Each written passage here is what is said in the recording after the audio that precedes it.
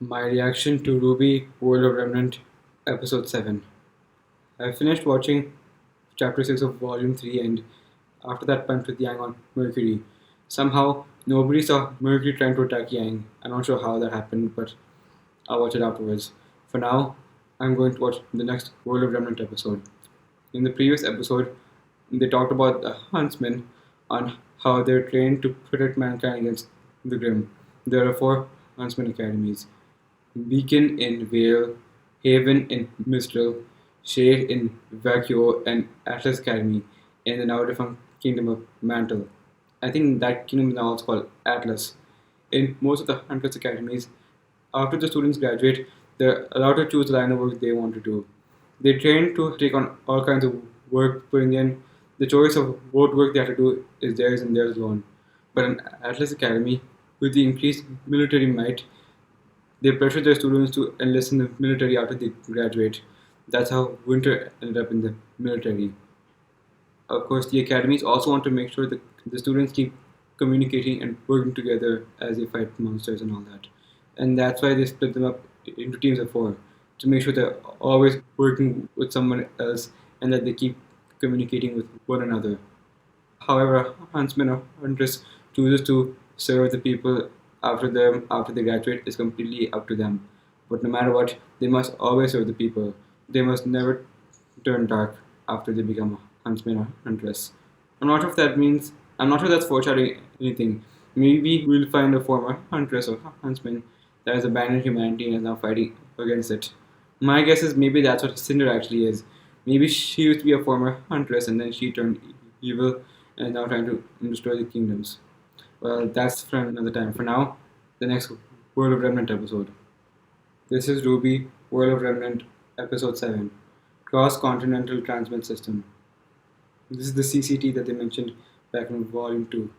Time to find out about it. The episode is starting right now. Throughout the years, the world of Remnant has seen Okay, hundreds starting of like that only. technological advances that have changed society.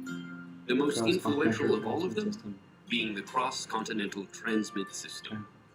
Prior to the invention of the CCTS, long-range communication was extremely limited.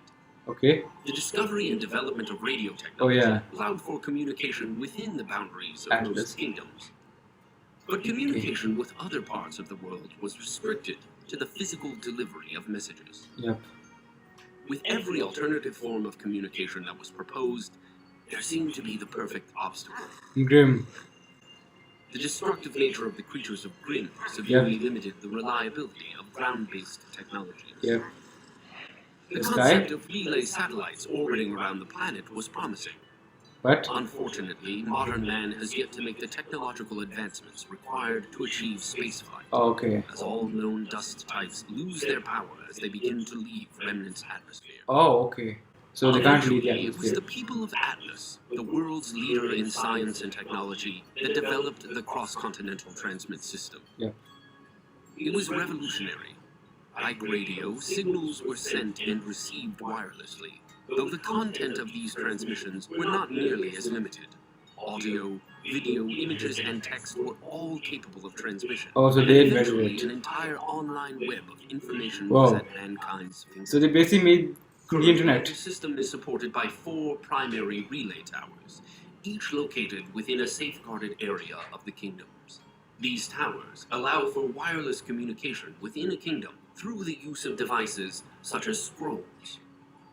Signals become less reliable the farther a user travels from the CCT tower.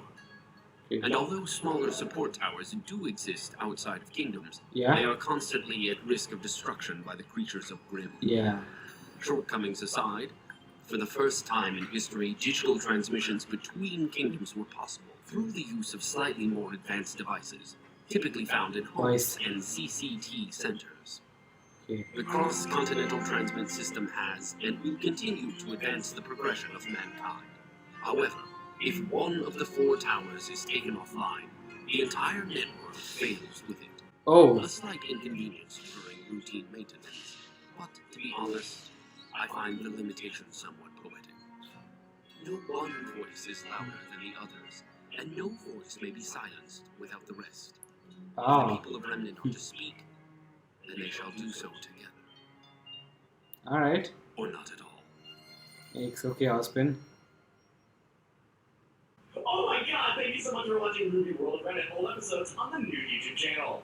Remember to go to RWBY.com for new RWBY content, especially for first members. Yes, it helps the people making the shows. Like, subscribe, and smash the bell. Kill it! Okay. So before, the people of Remnant used to send radio waves to send messages, just like we used to in the past, like the first form of wireless communication. Of course, if that didn't work, they could also try sending letters to other places as well. Of course, that risks being attacked by the creatures of Grim and dying in the process, so that was not really the best option. They had thought about using satellites to orbit the Earth, orbit the world of Remnant rather. Unfortunately, as we just found out, all forms of dust lose their power once they leave the atmosphere. And because of that, space travel has yet to be invented in the world of Remnant. So instead, Atlas invented the cross-continental transmit tower that could send transmissions throughout all four kingdoms. They created three more towers, one in the other kingdoms, that were able to send a variety of things towards each other: audio, video, images, etc. So basically, Atlas was one who invented the internet in the world of RWBY. They created a full network that could share information, pretty much like the internet in our world. In Volume 2, Voice mentioned that Atlas created the CCT after the war was over. So after the war, they invented the internet, and now all the kingdoms can communicate to each other like they've never been able to before, and without even leaving their homes. But apparently, if they go too far from the transmit tower, then the strength of the signals is not as powerful. So in Volume 2, Ruby and Weiss had to go to the transmit tower in order to send the information or to make the call. Because if they were too far away, then it wouldn't be as strong. And also, they have tried to create smaller support towers to keep the signal up and running, but those were constantly being attacked by the creatures of Grim and were therefore not very viable.